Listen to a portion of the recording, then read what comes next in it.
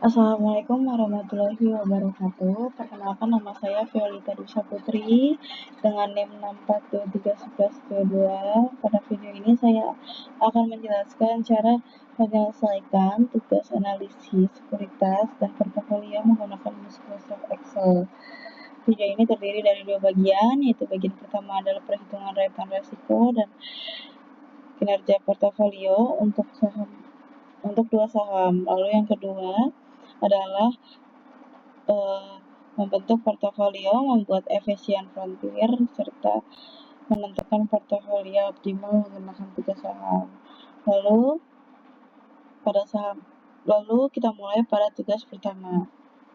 Pada tugas pertama di sini ada data tambahan. Ini yang sudah dapat dari sananya.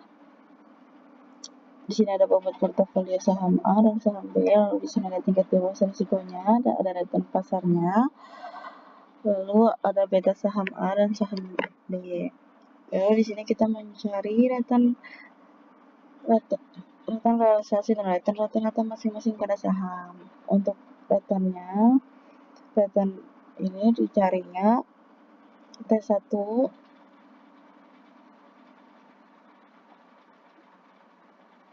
dikurang C16 atau T0 lalu dibagi T0 lagi. Yang menghasilkan ini lalu ditarik ke bawah. Lalu ditarik ke bawah. Kalau sudah ini kayak gini. Oke. Nah, return B-nya juga sama, melakukan hal yang sama. Di sini ada return relatif. Return relatif itu setiap returnnya ditambah 1. Oke. Lalu di sini kita pindah ke return rata-rata. Bagaimana cara menghitungnya? Yaitu average untuk saham A itu kita blok dari yang tadi hasil returnnya semuanya itu pada saham A.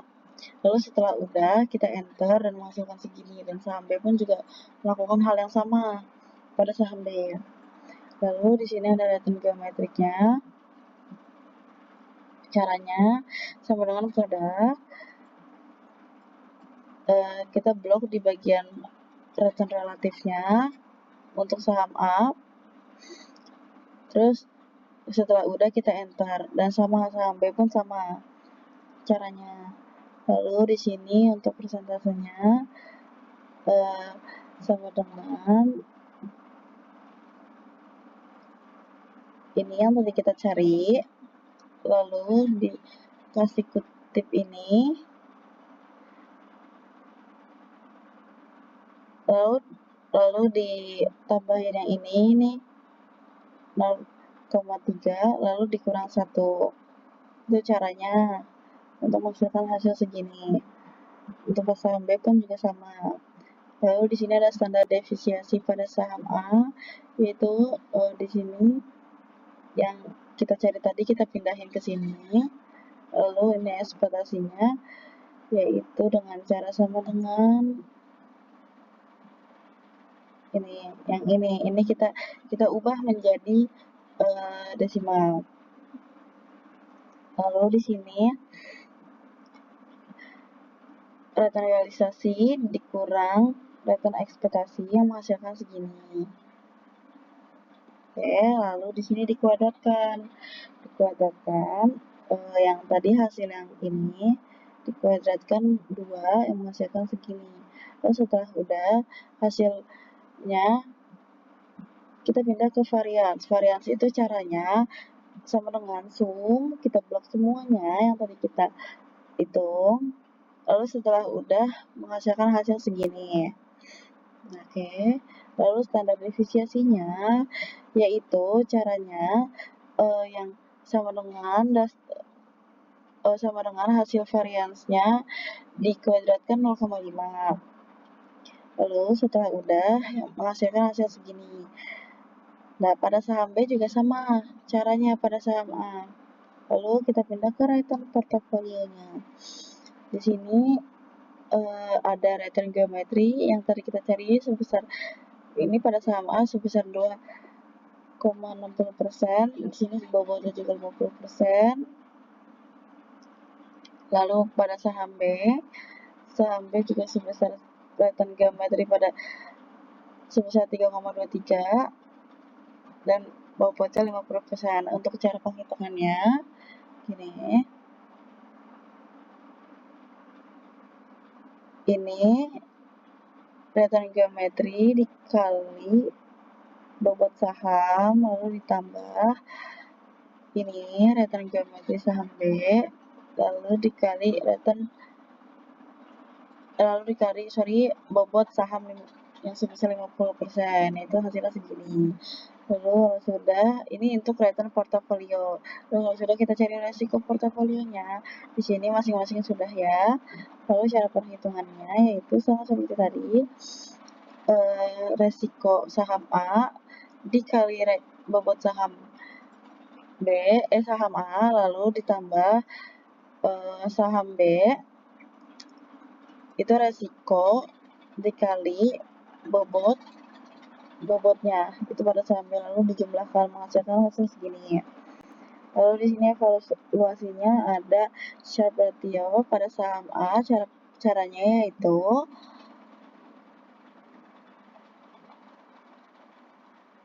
sama dengan yang ini dikurang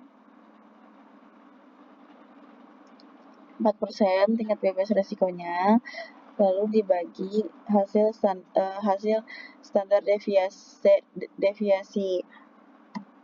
Oke, itu pada saham A dan saham B pun juga sama caranya. Lalu cara trainer ratio-nya itu begini, return geometriknya itu dikurang ini tingkat bebas resikonya lalu dibagi beta saham pada masing-masing.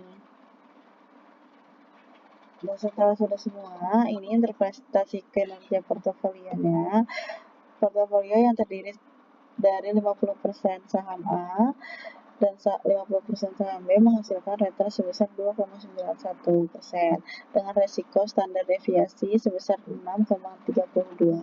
Meskipun memberikan return positif, nilai Sharpe ratio dan trainer ratio yang negatif menunjukkan bahwa kinerja portofolio belum optimal nih, karena yang diperoleh masih lebih rendah dibandingkan tingkat resikonya yang sebesar 4%. Oleh karena itu, portofolio ini masih perlu dievaluasi untuk meningkatkan tingkat kembaliannya.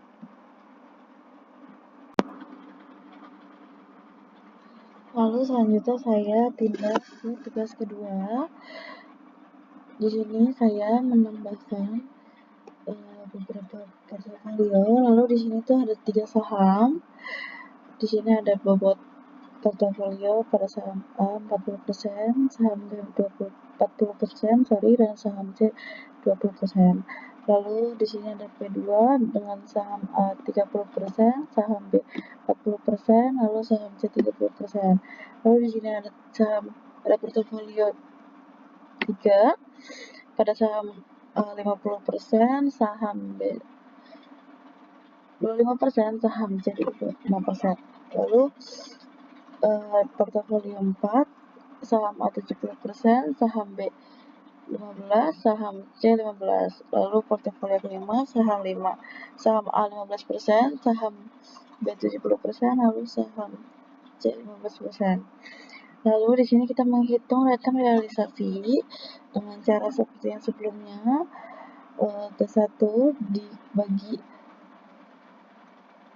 untuk return realisasi di sini caranya T1 dibagi T0 dikurang 1 yang menghasilkan segini. Lalu ditarik ke bawah dan setelah sudah sama saham B sama C sama caranya. Lalu di sini pindah ke return rata-rata. Cara mencari return rata-rata itu sama dengan average lalu di blok dari return realisasi masing-masing saham yang menghasilkan segini hasilnya. Lalu di sini ada variance. Variance ini caranya sama dengan var lalu hasil return realisasi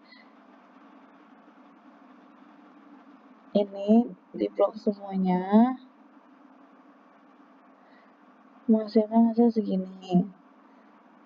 Lalu di sini standar defisiensinya caranya yaitu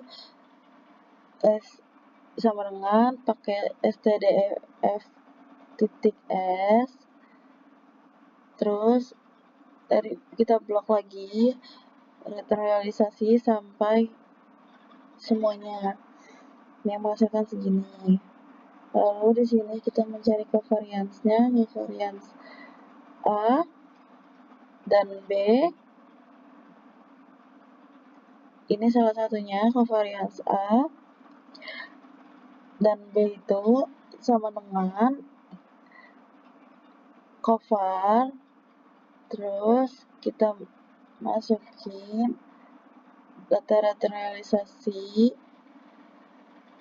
sampai itu yang saham A karena kan mintanya A, lalu habis itu digabung dengan saham B-nya, return realisasi saham B yang menghasilkan segini.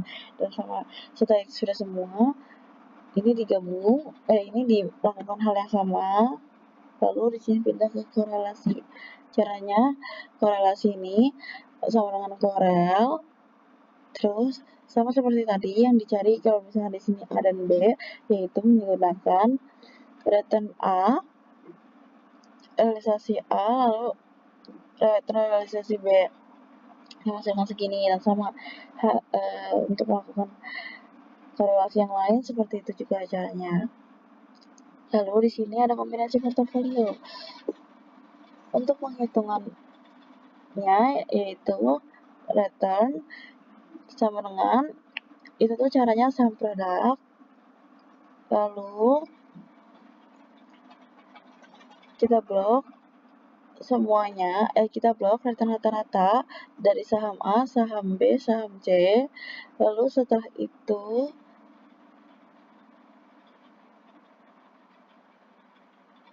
kita menggituin bobotnya itu pada saham A 40%, 40 saham B-nya 40% dan saham C-nya 20% di portofolio pertama. Nah, setelah itu saya melakukannya pada portofolio 1 sampai portofolio 5. Itu sama. Lalu di sini cara menghitung resiko. Cara menghitung resikonya itu sama dengan SQRT. Lalu kita pencet di bagian ini. Sebelum kita mencari resikonya, kita bikin dulu return porto dan resiko portonya nih. Varian portonya ini sama dengan caranya MMULT. Lalu kita masukin lagi MMULT itu dengan kita masukin bobot portofolio saham pertama, bobot portofolio pertama itu kita masukin dari saham A, saham B, saham C. Lalu di sini kita ngebentuk matrix. Terus ini kita blok semua yang ada di sini. Lalu setelah itu di sini kombinasi pertamanya itu yang seperti tadi bobotnya kita masukkan lagi yang menghasilkan hasilnya segini. Lalu setelah udah resikonya itu sebesar segini karena dari menghasilkannya itu sama dengan SQRT. Terus kita pencet bagian varian portonya lalu di enter. Dan sama untuk portofolio return portonya yang kedua, ketiga, keempat, dan kelima. Lalu setelah semuanya itu sudah kita dapati, kita mencari affection frontier. Yang kita ambil hanya di sini yang saya ambil hanya 3 doang, yaitu portofolio 4, portofolio 1, dan portofolio 5. Lalu caranya itu, ini karena saya sudah jadi, ini gini caranya. Ini saya pencet ini, scatter with ini, terus di sini kita ganti ke select, habis itu kita remove, lalu kita meng-add semuanya. Oh sorry, biar lebih mudah gini, biar kita kelihatan. Nah, ini seperti tadi, kita select data, kita remove, kita add. Nah, ini series name itu ini kita masukin yang ini. Lalu untuk bagian X nya itu kita masukin resikonya. Lalu bagian Y nya kita masukin ke ini yang return. Setelah itu kita oke. Nah, dan menghasilkan segini, sama kan? Oke. Setelah itu, efisien Frontier menunjukkan kumpulan portofolio yang memberikan return maksimum untuk setiap tingkat risikonya dari hasil analisis portofolio P1, P4, dan P5 berada pada efisien Frontier karena menawarkan kombinasi return dan risiko yang lebih efisien dibandingkan portofolio yang lainnya. Lalu kita pindah ke portofolio optimal. Di antara beberapa portofolio, hanya portofolio pertama yang mendapatkan hasil yang optimal. Ini sebesar returnnya sebesar 3,5% dan resikonya sebesar 1,80%. Lalu di sini kita pindah ke Sharpe ratio-nya. Di sini untuk mencarinya yaitu sama dengan E22 atau return rata-rata saham A